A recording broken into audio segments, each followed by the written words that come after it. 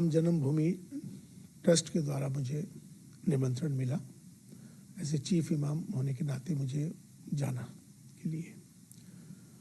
मैं 2 दिन तक इस पर बहुत विचार करता रहा कि मुझे क्या करना चाहिए, क्योंकि मेरे लिए मेरी ज़िंदगी का ये सबसे बड़ा फैसला था। मैंने फिर फैसला ये लिया कि मुझे जाना है आपसी सौहार्द के लिए, अपने देश के लिए, राष्ट्र हित में। ये मैंने फैसला लेते हुए मैं अयोध्या चला गया।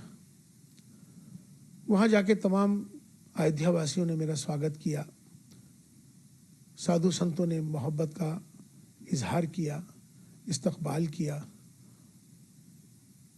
वहाँ से मैंने अपना एक पैगाम, जो कि पैगाम मोहब्बत, मैंने वहाँ से दिया। वो पैगाम मोहब्बत जो था, मैंने उसमें कहा कि हमारी सबकी जातियाँ ज़रूर अलग हो सकती हैं, हमारे पंथ ज़रूर अलग हो सकते हैं, हमारे इबादत करने की तरीके, पूजा पद्धति अलग हो सकती है, हमारे सबके धर्म ज़रूर अलग हो सकते हैं, लेकिन हमारा जो सबसे बड़ा धर्म है इंसान और इंसानियत का है। और हम भारत में रहते हैं, हम सब भारतीय हैं। आओ हम सब मिलकर भारत को मजबूत करें, भारतीयता को मजबूत करें, राष्ट्र सर्वोपरि है। ये पैगाम मोहब्बत जैसे ही दिया, देश के तमाम सारे चैनलों पर, तमाम सोशल मीडिया पर ये मेरा वायरल हो गया।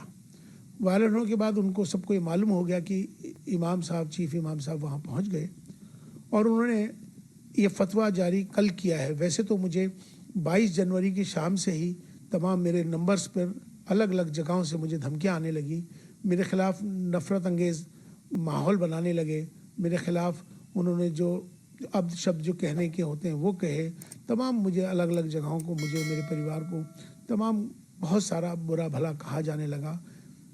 इसी बीच में कुछ फ़ोन्स कॉल आए जिनको मैंने रिकॉर्ड कर लिया है, उनके नंबर्स, जिन्होंने मुझे जान से मारने के लिए, मुझे बहुत ज़्यादा तकलीफ़ देने के लिए जो इस तरह के फ़ोन आए, वो भी फ़ोन आए, माफ़ी के भी फ़ोन आए। तो लास्ट में कल रात को ही एक फ़तवा जारी हुआ है, जिनका नाम है मुफ्ती साबिर हुसैनी कासमी, जो शख्स एक इंस्टीट्यूट चलाते हैं मुफ्तियों का, जिनका मुफ्ती क्लासेस के नाम से उनका चलता है।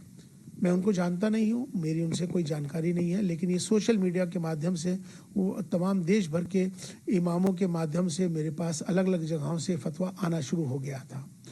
क्योंकि उन्होंने ये, इसमें मेरा एक नंबर है, मेरा मोबाइल का नंबर उन्होंने इसमें ये मेंशन कर दिया है अपने फतवे के अंदर, जिसमें उन्होंने साफ तौर पे मेरा नंबर जाहिर करके तमाम पूरे देश के लोगों को मेरा नंबर दे दिया, इमामों को दे दिया, ये फतवा जारी कर दिया।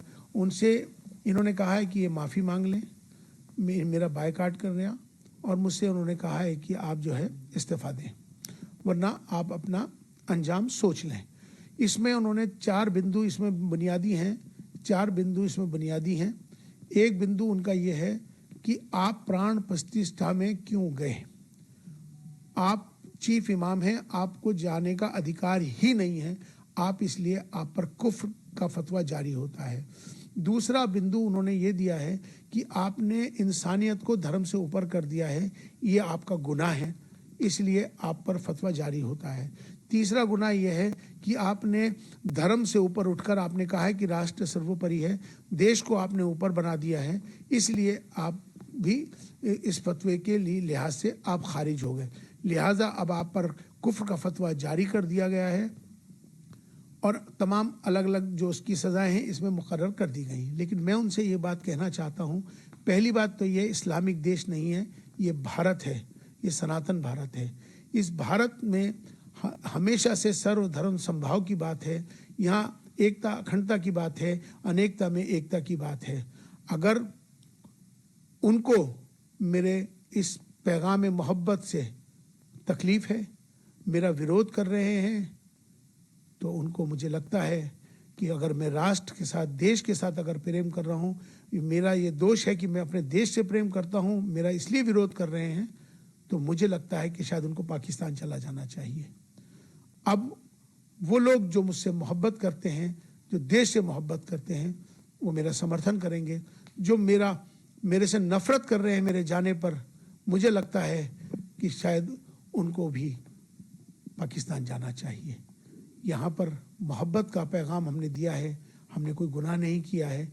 राष्ट्र मंदिर था, हम वहाँ राष्ट्र मंदिर पे गए थे और हमने अपना जो पैगाम दिया, हम उस पैगाम पर अटल हैं। हम माफ़ी मांगने वाले नहीं हैं और ना ही मैं माफ़ी मांगूंगा, ना ही मैं किस तरह का इस्तीफ़ा दूंगा। और जिस तरह से वो जो चाहें कर लें।